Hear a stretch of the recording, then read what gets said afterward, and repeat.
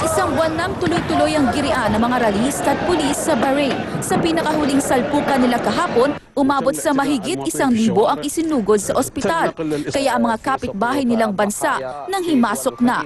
Ilang tangke at bus ng Arabian military na kumakatawan sa Gulf Cooperation Council ang pumasok sa Bahrain. Tutulong daw ang mga ito para matigil ang mga protesta. Tila ghost town na ngayon ang Ajdabiyah City. Halos walang makikitang tao sa paligid. Mangilan-ngilan lang ang sasakyan. Ang mga establishmento sarado. Nabalitaan kasi ng mga residente na bibisita si President Muammar Gaddafi. Buhat nung mag-umpisa ang gulo sa Libya, mahigit 100 na ang patay. Ang Amerika nanawagan na sa international community na kondenahin ang patuloy na kaguluhan dito. Tuloy naman ang padala ng tulong sa mga residenteng naapektuhan ng bakbakan sa Eastern Libya galing sa Egypt at Qatar. Lasted us about 3 weeks. Patok na patok ngayon sa Amerika ang isang bagong klase ng scented candle. Imbes na amoy lavender o vanilla, ang mga kandila amoy pizza at baseball gloves. Ang gumagawa nito, isang 13-year-old na binatilyo. Ginawa raw nito para makabili ng bagong bisikleta. Social life. Naomi Bailey, Not News 5. much.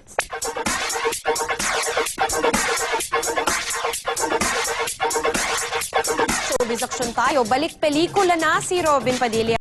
This time kasama ang asawa niyang si Mariel Rodriguez. Sinugot naman ng nagagandahang mga anak ni Binoy ang issue tungkol sa mga nalilink sa kanila. Ikwento mo, Jeff Fernando.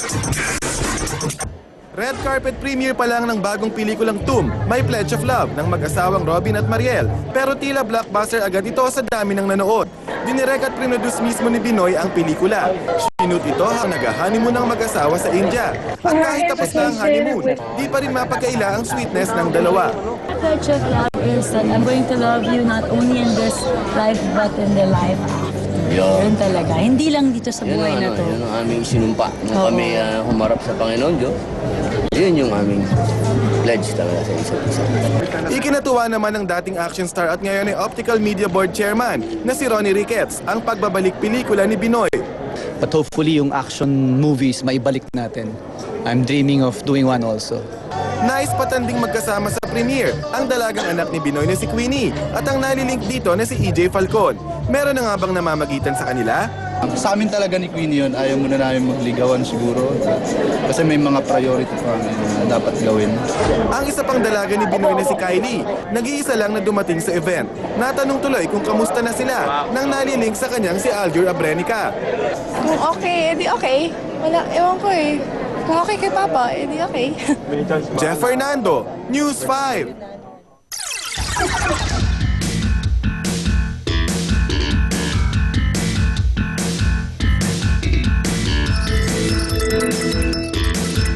Sa Action Sports exclusive na natunghayan po ng News 5 ang diet ni Pound for Pound King Manny Pacquiao sa pagpapatuloy ng kanyang training sa Baguio.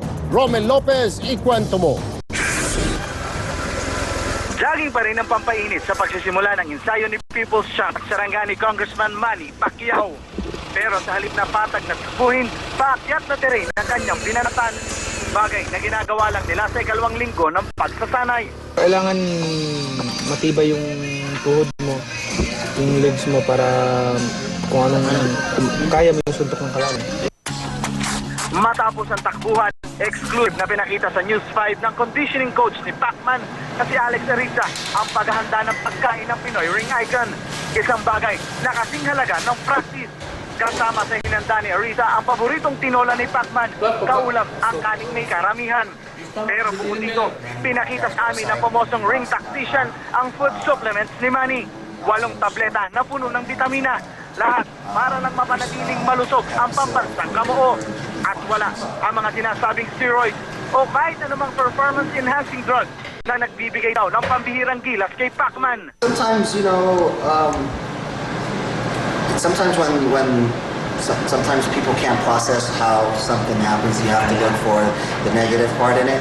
But for the athletes that are out there and younger guys that are working up, you know, hard work, following a good nutrition program, good conditioning program, you can achieve the same results as well.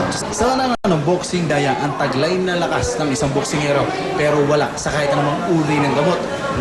nasa pagsasanay at pagbabanat ng buto ang susi para sa tagumpay. Isang bagay na araw-araw na pinagdadaanan ng pambansang kamaong si Congressman Manny Pacquiao. Mula rito sa Baguio, Romel Lopez, News 5. Usapang sports pa rin kahit natalo na ang Philippine Ascal sa kanilang laban kanina sa Team Mongolia. Pasok pa rin daw sila sa second round ng AFC Challenge Cup qualifiers. Kung bakit, sasagutin po yan ni Chiki Roapuno na nasa linya po ngayon ang aming telepono. Chiki?